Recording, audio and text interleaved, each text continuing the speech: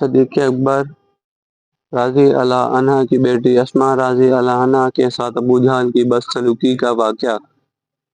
ہجرت کی رات جب حضرت محمد صلی اللہ علیہ وآلہ وسلم حضرت علی رضی اللہ عنہ کو اپنے بستر پر سلا گئے، صبح ہوئی تو حضرت علی رضی اللہ عنہ حسب معمول سے بیدار ہوئے۔ قریش نے قریب جا کر انہیں پہچانا، پوچھا محمد صلی اللہ علیہ وآلہ وسلم کہاں ہے؟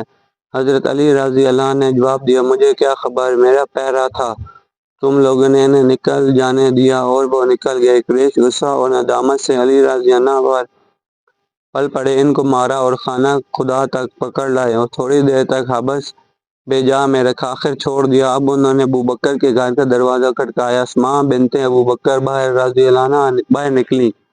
ابو جہل نے پوچھا، لڑکی تیرا باپ کہاں ہے؟ وہ بولی، بخدا مجھے معلوم نہیں۔